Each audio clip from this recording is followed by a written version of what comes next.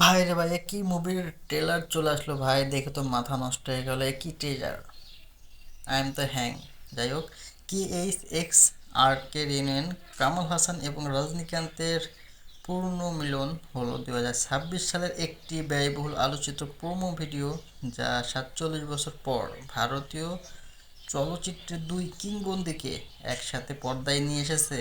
এই বিশেষ প্রোমো বা ঝালকাঠিতে যারা রয়েছে: প্রধান অভিনয় শিল্পী কামাল হাসান, রজনীকান্ত, অন্যান্য গুরুত্বপূর্ণ পরিচালক নেলসন, দিলীপ কুমার, সঙ্গীত অনিরুদ্ধ রবিচন্দ্র, প্রযোজনা রেড জায়ান্ট মুভিজ।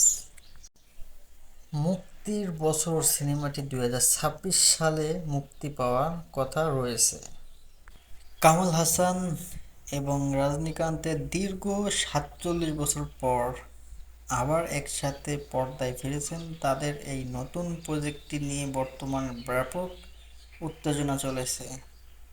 চলচ্চিত্রের মূল তথ্য: নাম সামাজিক ও সিনেমাটির বর্তমান কি এইচ এক্স আর কে অথবা থালওয়ার 147 হিসেবে পরিচিত। পরিচালক লেনসন দিলীপ কুমার, যিনি রজনীকান্তের জেইলার পরিচালনা করেছেন। সঙ্গীত অনিরুদ্ধ রবিচন্দর, প্রযোজনা আর কে জায়ান্ট মুভিজ। ঘোষণা: সর্বশেষ আপডেট গত 21শে ফেব্রুয়ারি 2026 তারিখে একটি 4 মিনিটের স্পেশাল প্রোমো ভিডিও মাধ্যমে এই সিনেমার আনুষ্ঠানিক ঘোষণা করা হয়। বাজেট শোনা যাচ্ছে সিনেমাটির বাজেট প্রায় 500 কোটি টাকারও বেশি, যা এটিকে ভারতের অন্যতম ব্যয়বহুল সিনেমা পরিণত করেছে।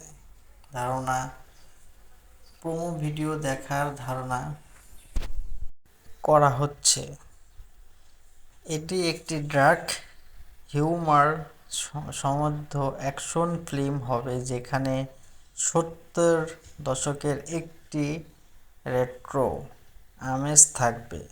তারা সর্বশেষে 1979 সালের আলাউদ্দিন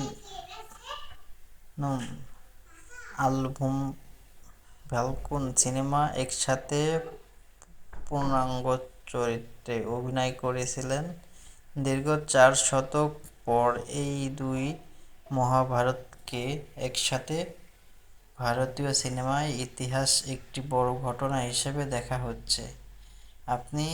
আপনি এই সিনেমার নতুন প্রোমো ভিডিও দেখতে চান, নাকি তাদের পুরনো হিট সিনেমাগুলো সম্পর্কে জানতে চান? প্লিজ কমেন্ট করে জানাবেন। আর সবাই কেমন আছেন? আশা করি ভালো আছেন।